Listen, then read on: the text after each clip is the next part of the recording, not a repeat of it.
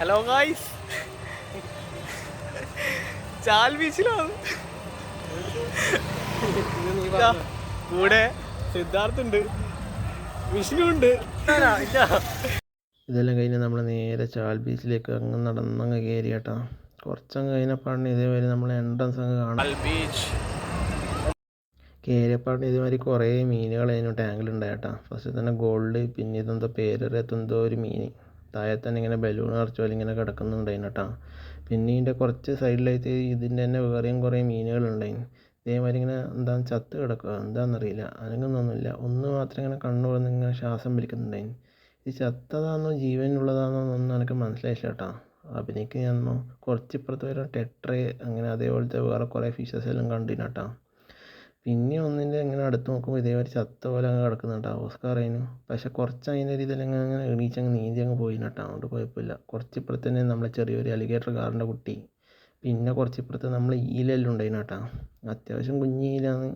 മൂന്നാലെണ്ണം ഉണ്ടായിനു. രണ്ടെണ്ണത്തിൻ്റെ നമ്മൾ വീഡിയോ എടുത്തില്ല.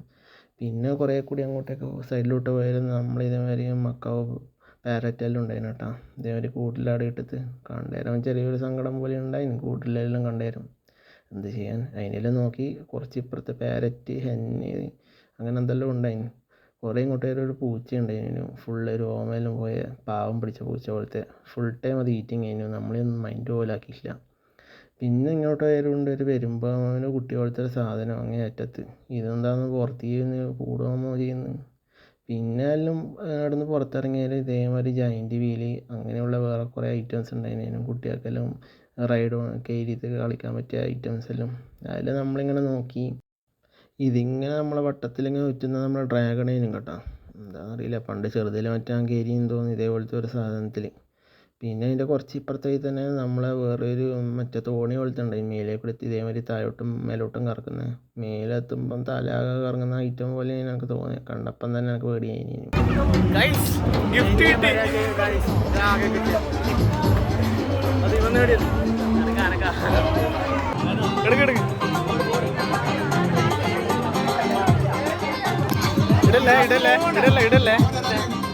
അങ്ങനെ ഇടലേ എന്നെല്ലാം പറഞ്ഞ അവസാനം നമ്മൾ ഇട്ടു കേട്ടോ. ഫസ്റ്റ് പറഞ്ഞ 3ലേക്ക് അങ്ങ് പോയാൽ ആദ്യം നമ്മൾ കളിച്ച് ജയിച്ച് നമുക്കൊരു കൊട്ടങ്ങ് ഗിഫ്റ്റ് കിട്ടിന് കേട്ടോ. അതിൻ്റെ ബലത്തിലതിന് പിന്നെയും നമ്മൾ കളിക്കാനങ്ങ് പോയാൽ ഗിഫ്റ്റ് കിട്ടിയോണ്ട്. പിന്നെ പോയത് 1, 2 ഇതെല്ലാം ചെറിയ നമ്പർ. അതിൻ്റെ ഇടയ്ക്ക് ഒരു 6 പോയാൽ ഈ കളിയിൽ എന്താണെന്ന് പിന്നെയും 1. അങ്ങനെ നമ്മൾ ഇത് തോക്കുന്ന ഏകദേശം ഉറപ്പേനെ കേട്ടോ. ഇത് മാത്രമല്ല, പിന്നെ കളിച്ച എല്ലാ കളിയും നമ്മൾ പറ്റൂ. പിന്നെ നമ്മൾ ഏകദേശം ബോൾ എടുത്ത് അങ്ങ് എറിഞ്ഞു കേട്ടോ.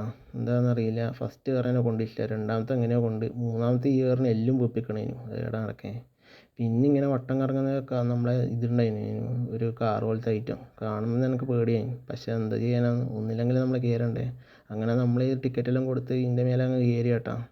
നോക്കുമ്പോൾ നമ്മളാകെ ഒരു 4 ആൾ 5 ആളെ മറ്റുണ്ടായിട്ടു. അവസാനം നമ്മൾ ഇതിൻ്റെ അകത്ത് വട്ടമെല്ലാം കറങ്ങി ഇത് നേരെ വീടങ്ങ് പിടിച്ച്.